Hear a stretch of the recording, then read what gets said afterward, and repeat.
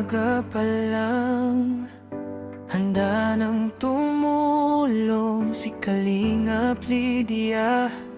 Pusong di napapagod, kasama si Kuya Val. Lakas ay buong buo, sa hirap at lungkot may yakay sa'yo. Sa bawat luha may ngiti silang dala, sa bawat unos pag-asa ang sigla. Suportan natin si Kalingap Lydia sa lahat po ng mga supporter viewers ng Kalingap. May isang Kalingap na laging kasama si Kuya Val. Ngayon nakita na kita sa personal. Ayan, salamat Kuya Jason. Ayan, pasupport naman po ng channel ko, Kalingap Lydia po. Ayan. At tayo po ay sa Katanawan naka-base. Katanawan, Quezon. Ayan. Mapunta Salamat. din ako dyan. Salamat kay Jason. Ayan. Ayan Ang 20 boy ng Kalingap. Ayan. Salamat. Bye-bye. Mapagpalang umaga po sa ating lahat mga Kalingap. Ayan. At shoutout din po kay Kuya Val Santos Matubang, kay Ate Edda Vlogs, kay Kalingap Rob, at sa lahat po ng ating mga kasama, Team Kalingap. At ganoon din po sa mga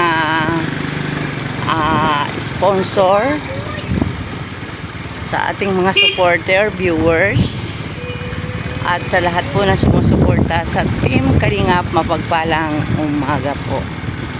Ayan, condolence din po sa pamilya ni Kuya Indiano Bicolano. Ayan.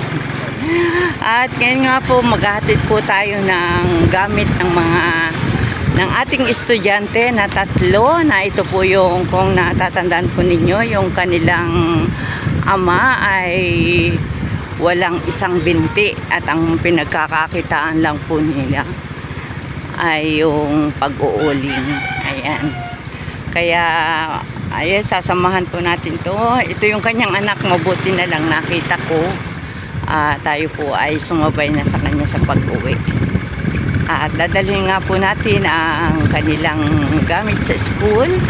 Bali 3 po sila, isang grade 7, isang grade 2 at isang grade 1. At mabuti hindi pa umuulan dahil po medyo malayo sa highway ang kanilang bahay.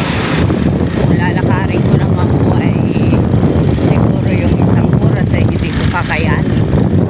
Kaya ayan, kasama natin po si Ronel Ronel pangalan mo? Roacer Romel. At pupunta tayo sa mamumundok tayo. Ayan, samahan niyo ko mga Kalingap at magandang umaga. Shoutout nga pala kay Tita Journey at kay Sis Irene TV na siyang nagbigay ng ating panggamit o nagbigay para sa mga gamit ng ating mga estudyante na na-scout. Salamat po ng marami and more blessing to come po. Thank you so much. Ayan, samahan po ng Panginoon ako.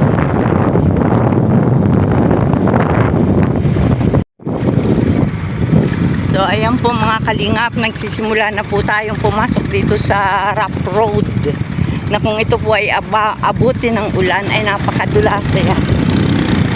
Kaya mabuti na lang po hanggang maaga wala pang ulan at baka mamayang hapon ay may ulan na.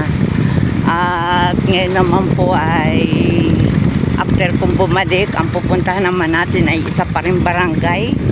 At doon po sa barangay na yan, doon tayo ay may 4 na magkakapatid na mabibigyan, at saka isang grade 4, isang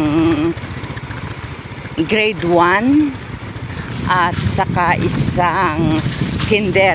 Ayan. Ito po ang daan dito. Medyo kung lalakarin ko po ito ay ako po ay aabutin ng hika. Ayan, salamat talagang kay Utoy at napapunta sa bayanan. At kung hindi naman po sana tayo makakarating dito dahil nga po sa umuulan na po tuwing hapon, ang gagawin ko po ay talagang pupuntahin ko na lang po sa bahay, either yung kanilang ina o yung anak. dahil talaga po ito ay minsan ko nang nilakad ay napakalayo po talaga. O yun, nahunin pa. Oo. Ayan, ingat-ingat lang tayo, tutoy at baka tayo ay kung saan pulutin. Pareho si po.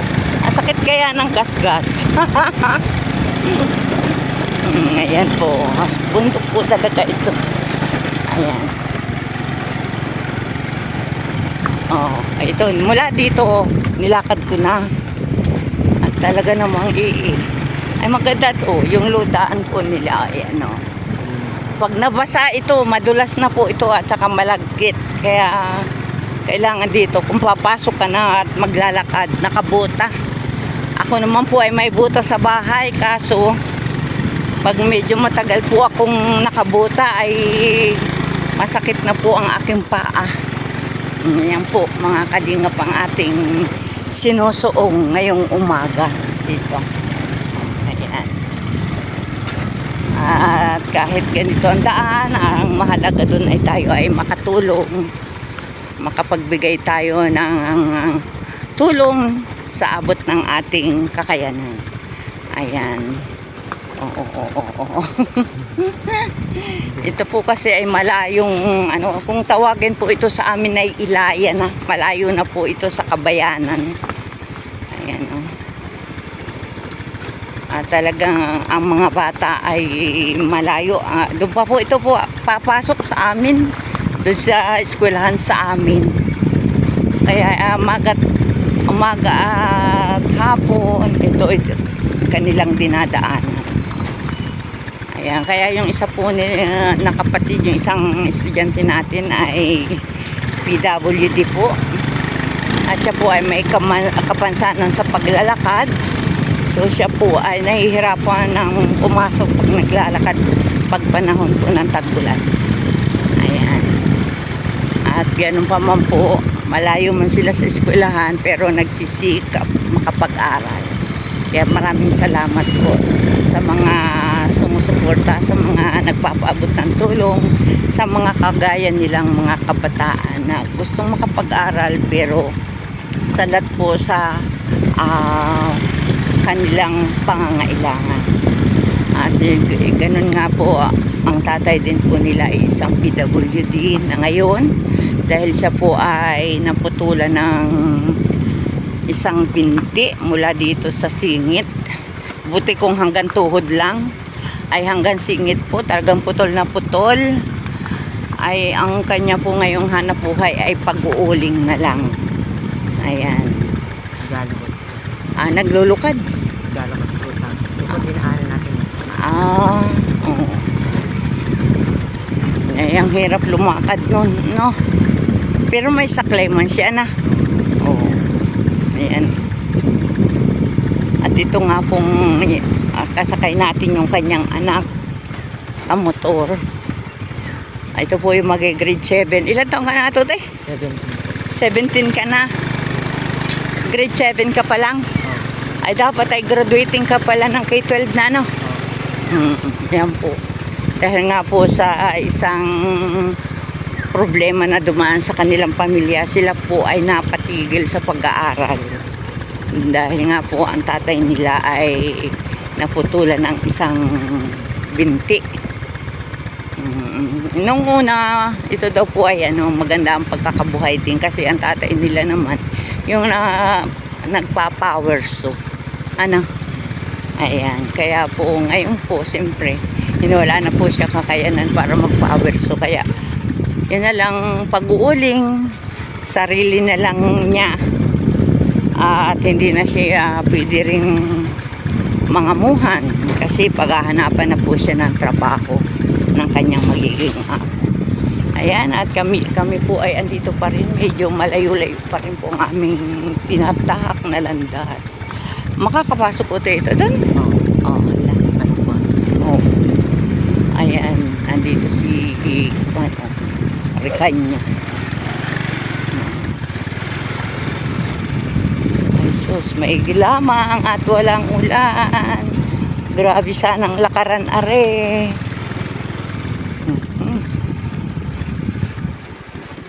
Nyugan naman po. Ang ganda-ganda ng nyugan dito.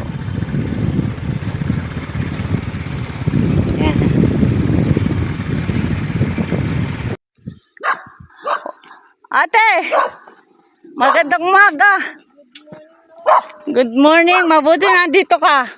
Buti nga po nabutan sa ilog. Papunta ka na ng ilog. At yun ang labada mo. Dalawang sakuwari yun. Ani po. Ayan. Sa nagtali pa ng baboy. Nasaan ang iyong estudyante? Nasa krusada po. Wala din eh. Utoy, ikaw kayo mapasok na. Hindi pa po. Yung dalawang grade 1 at grade 2. Ang nandun. Aling ding ding galing ding ding. Utoy, dalha rin yan. Ayan. Ang putik.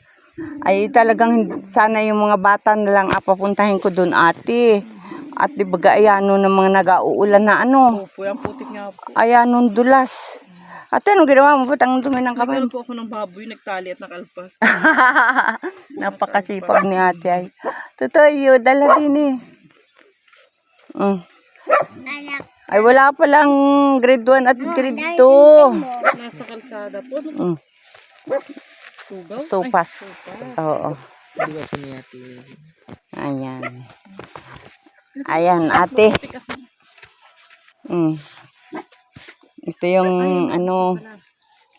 Ito yung sa grade 2. Ay, Ano? Taming. Ate tsaka Eric kasama niyan. Dinaanan namin, wala akong nabili sa bayan. Dito lang kami pala kay Rodi Pardilla makakabili. Ate, buksan mo kung ano laman yan. Kumusta naman ate? Putik. Ayos naman po. Putik na kami. Ayos naman. Oh. Si ate ay naghabol pala Ito na. ng ano. Ayan ate, may mga kuha na yan. Ay, kung ate may kulang pa, at hindi ko naman alam ano. Puti, okay naman Oo. Ayan, ilan ang notebook niyan, te? Parang 7 yata. 8 po. 8. Ayan. Tapos ay may pads na dyan na pang grade 2. Ayan, ayan mga kalingap, Tita Irene and Tita Journey. Ayan po. May bag na rin po sila. Ayan. Yan, bukas ate. Nang makita ni Tita Journey at saka ni Tita Irene. Ayan, may gunting na yan. 2 ang lapis. Crayola, malaking May Crayola. Opo, ayan, may yan, may pa yan. Ayan, kompleto. Ano ate? Opo, kompleto po. Ayan, salamat. At ayan, meron na si ate. Kung magkulang man dyan natin, mga 2 na lang. Hindi ako sure kung may Manila paper yan eh. Ari naman ate yung sa grade 1 mo. Dali sa likod, dali. Ang init, dali, ang init. Yan naman sa grade 1 mo. Ito ay kay Makmak. Ayan, yan naman po yung sa grade 1. Ate, yan daw po yung writing grade 1. Yung pinakampads na yata nila yan. Ayan, ilan din ang notebook? 2, 4, 6. Ito po ang 7. 7. Ayan. Yan po ate, may mga kulay po. Yan daw po bawat, andito, yung bawat kulay po niya ay pare-pareho. Halimbawa, yung green, lahat po sila ay matte. Halimbawa. Subject. Opo. Ayan. Kompleto rin. May gunting na rin yan. Opo. Ayan. Kompleto rin po. Ate, may sharpener ba yan? Wala. Ito may sharpener ako ditong isa. Binili ko lang dyan kay Kang Rudy. Ayan. Ate, may malaki, may maliit. May eraser na yan. May glue rin. Ito na po. Maraming salamat po. Yan po ay may Manila paper na rin. Yung grade 2 hindi ko alam kung may Manila paper din sila. Baka po, ano naman na po yun siguro. Oo. Baka 3 piso naman. Oo. Ayan. Uy, ito yung isa dyan. Wala naman silang hininging folder wari ko sa akin. Hindi ko napansin. Ayan. Mura lang naman pala. 15, parang 15 pesos lang. Oo, basta ganun lang. At ito naman ate yung sa iyong grade 7. Kay kuya, siya ang pinahingi ko ng lista ng mga kailangan niya sa school. Para sabi may iniabot daw po. Ayan po, yan, may bag na rin siya. Ganda. Oo. Yung isa, grade 7 din, ganyan din ang bag. Ay, Kaya- meron din pong ibang. Oo. Ay, ito pala yung sa grade 2. Ito pala ate sa grade 2. Napalagay dito. Oo, ay pinakilagay ko pala kanina, ay malilimutan na ang ate mo. Ha? Ayan, yan po yung ano, yung expandable. Ano, yan kay kuya naman po yan. Ayan, kinumplito ko na yan. May half, ano na rin yan, may 1/4 na rin yan. Grabe. Oh, ayan. 10 yata. Oh, 10. Ayan, half yung kalahating pad. Oo. Oh, may roller siya. Ayan, meron din siyang, humingi din siya sa akin ng ano, crayon. Kailangan din ng crayon pala. May crayon din yan. Oo, tsaka ballpen. Oh, yun namang lista niya, isinunod ko naman. Ano? Ayan, sabi ko kay kuya, manghiram na lang siya ng sharpener sa mga kapatid. At may gunting din yan, no? Ay, may ano din. Ayan. At maraming salamat pong muli. Tayo ay nakapaghatid na ng gamit ng mga magkakapatid. Ayan, kasama na nga po, may mga bag na rin po sila. Kompleto na po. Ayan, at ating inabot dito sa bahay ay si ate. Yung dalawa pong bata ay wala po dito, yung grade 1 at grade 2. Ayan, ate, ano pong masasabi mo sa ating mga mabubuting sponsor?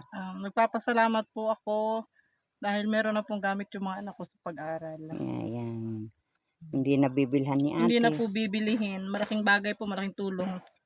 Yan, salamat. Ayan. Kaya, ayan, ako'y natutuwa rin po ate. Dahil kahit papano nagiging daan ako para makapaghatid ng tulong sa ating mga estudyante. Lalong-lalo na ngayong gustong makapag-aral pero kapos. Pabili po ng mga gamit. Ayan. Minsan po ay pumapasok na ay kulang-kulang po ang gamit. Ay ngayon kompleto na sila lahat. Kompleto Ano? na po. May bag na. Ayan, kaya salamat Bibili po. pala po sana pagka kulang po nito. Ay, di ba pumunta ako, sabi ko sa iyo, ako ay magdadala. Oo. Ayan, kaya yan po ang mga kalingap. Ito po yung gamit ng grade 1 at grade 2 at saka ni kuya na grade 7. Ayan, yan po yung kanila. May mga bag na rin po sila. Ayan, ito yung isa. O, ayan. Kaya salamat po ng marami. Maraming salamat. Ayan. Ayan po mga kalingap, ang isa sa mga anak ni ate na grade 7. Sobra po ang kasipagan niya. Yan siya po ang gumagawa ng, ayan, lalagyan na lang ito ng apoy. Ano ate? Ayan, ito po yung kanilang pangkabuhayan. Magawa na, yung pag-uuling. At si kuya po ay isang napakalaking katulungan ng kanilang ama na PWD. At siya na po ang gumagawa niyan. At nito nga pong una kong punta dito, siya po ay hindi rin natin nakausap dahil siya naman po ay nagpapaupa ng paghahakot ng niyog. Ayan, kung saan siya pwedeng kumita ng pera, yun po ang kanyang ginagawa basta sa tamang paraan lang. Ano? Ayan po, oh. Grabe, pinuputol-putol na yan, no? Ito po yung ginagawa ni kuya. Ayan, yan po si Kuya Romel, ang grade 7. Na supposed to be siya ay graduate na ng K-12 at 17 years old na yan ate. Ayan, yan po napakagaling maghanay mga kalingap. Kaya salamat naman po at ito pa lang po pala yung inilalaan niya na pambili ng kanyang gamit. Ayan. Ito pala yung kanyang itong kahoy na ito, itong gagawin nilang uling ay dito pa lang sila kukuha sana ng pambili ng kanilang mga gamit sa eskwelahan. At kahit medyo may kalayuan ang bahay nila dito sa pinakang sentro, ay dito po sila naninirahan dahil naandito po ang kanilang hanap buhay. Ayan mga kalingap, ating tanungin si kuya. Kuya, mga kailan mo sisigaan yan? Mamaya. Mga ilang araw ito yan lutuin? Isang maghapon. Tapos sa linggo hahanguin na ate. Oo, tapos ibibinta mo, bibili ka ng bag. Hindi na no. Meron na, kompleto na. Kinumpleto na po natin ang gamit ni kuya. Pambaon na lang. Yan. Kaya nakahanga-hanga po ang mga batang kagaya ni Romel na talagang makapag-aral lang sa kabila ng hirap ng buhay. Ayan, gumagawa siya ng paraan kung paano siya makatulong sa kanyang ama. At ayan, Tutoy, anong masasabi mo? Hindi mo na ibibili ng bag at saka ng gamit yung iyong uulingin ngayon. Anong iyong masasabi? Salamat. Maraming salamat. Ayan, siya po yun. Grade 7 na po siya, pero grade 7 pa lang siya, pero 17 years old na. Ayan, kaya ako po ay nagpapasalamat din sa mga bukas palad na nagpapaabot ng tulong sa ating mga kababayan o sa ating mga kabataan. Salamat po ng marami. Ito po ang kanilang bahay, munting bahay. Mabuti at inabot natin si ate na siya daw po ay pupunta sa paglalaba. At ayan o, isang damakmak na labada dahil sa kabisihan po ni ate at siya rin ay katuwang ni kuya ng kanyang asawa sa pag-uuling para po sa kanilang pang-araw-araw na pangkabuhayan. Ayan, maraming salamat po at ako po ay magpapaalam na sa kanila at baka abutin pa ako ng ulan at tayo po ay naandito sa bundok. Ayan, nakikita naman ninyo ang kabundukan dito dahil doon naman po sa bayanan ay wala pong kahuyan kundi bahayan doon. Ayan. Kaya salamat po ng marami at ito po yung motor na nagsisilbing service ng magkakapatid sa pagpasok. Ang mahirap nga lang po ay maglalakad din kung talagang malakas ang ulan, tag-ulan. Ayan po, sira na rin. Oh, ayan. Kaya sa mga gusto pong magpaabot ng tulong sa pamilya ni Kuya Ronnie, ayan, welcome na welcome po kayo. At yan po ay buong buo, walang labis, walang kulang na makararating kung meron man. At ngayon pa lang po, ako po ay nagpapasalamat sa inyong lahat. At shoutout din po sa ating founder, Kuya Val Santos Matubang, Ate Edna Vlogs, kay Kalinga Prab. At magandang umaga po. Enjoy po kayo dyan sa Hong Kong. At ngayon po ay papunta kayo ng Hong Kong for 3 days. Ayan. Congratulations po sa family Matubang. At sila ay binigyan ng 3 days vacation ng Origin. Ayan, salamat po ng marami at pagpalain tayong lahat ng Panginoon. Bye-bye! Sa iyo yun. Oh. Ito may mga tali. Ay, oo, yung may mga tali. Ayan. Ayan, sa iyo yan. 3 lang hinihingi mo, ha? Dinubli ko yan, ha? Ito, kanina ito. Parang si Kuya ay walang glue yan. Kuya, may nakalista ka ba lang ang glue? Ayan, kompleto na yan. Ito mga papel. Ay, uti, wala kang gunting? Ayun po. At tigigisan ng gunting yan. Ebe, siya po. At hindi ka pa naman siguro magugupit. Bigyan sa dalawa. Oo, utoy. Oo, yan, yung mga pads yan. Ito iyo. Ay, hindi. Diyan yan ay, sa dalawang sa grade 2 January yan ay may Manila paper. Grade 2. Tapos yung kanyang Ito, paano ba ito? Sa grade 1. Grade 1. Ito yung ng grade 1, no? Ito yung kuha ng grade 1. Oo. Yun na isa grade 2. Oo, ayan, pang grade 2. Tapos yung kartolina sa grade 2 din yun. Ito po ay. Yun, yung blue. Ito. Sa grade 2 din yun. Nakakalito ay. Wala po akong lista nung nila. Ay, ako po'y pumunta doon sa school ay. Naghingi mismo ako sa school, doon sa mga teacher. Ito nagbrigada, ipinasa daw po sa akin. Ay, doon sa isa kong account ipinasa. Ayan. Doon sa hindi ko pa nabubuksan. Ayan, sa grade 2 yan. Grade 2 din yun ay. Sa grade 1 din yun ay. Yun, malalaking lapis doon. Si Kuya naman ay may isang lapis din. Oo, ayan. Kaya, salamat sa inyo. Ayan, salamat sa ating lahat. Thank you. Pakalaking tulong. Ayan, ako ay may pupuntahan pa sa Tuhian. 2 pamilya, yung isang pamilya, 4. Hindi sana mag-aaral. At yun lang sanang grade 7 ang mag-aaral. Ay, gawa. Sabi ko, bakit din ninyo pag-aaralin? Ayun nga, pambili ng gamit, ang Yun wala. nga po talaga po, sa mahal din po naman kahit po baga ano eh. Hindi yun. Hindi Ay, di ngayon ay mag-enroll na sila at ano, may mga gamit. Sa grade 2 yata yung bibi. Oh, sa grade 1 mo na ibigay yun. Huwag ka na mag-ano ng mga lapis. Oh, ay kay kuya, ipayat ang lapis ni kuya ay. Payat ang lapis. Oh. Oh, ayan. Salamat po ng marami, Tita Irene and Tita Journey. Ayan, napasaya natin ang mga... Ate, ngayon lang ba sila nagkaroon ng kumplintong gamit? Opo. Nagkakaroon po di ilang halimbawa po mga ilang linggo na nagpapasukan sa Unti-unti ang bili, ano? Nga naman. Hindi mabigla ay, ano ate? Hindi po mabigla, kaya utay-utay po napasok po, hindi kulang ang gamit. Ayan, salamat ang marami. Ayan. Ayan kuya, babay na. Bye. Ayan, nakangiti naman. Pakabait na bata. Sa umaga pa lang, handa nang tumulong si Kalingap Lydia, pusong di napapago. Kasama si Kuya Val, lakas ay buong buo. Sa hirap at lungkot, may yakay sa'yo. Sa bawat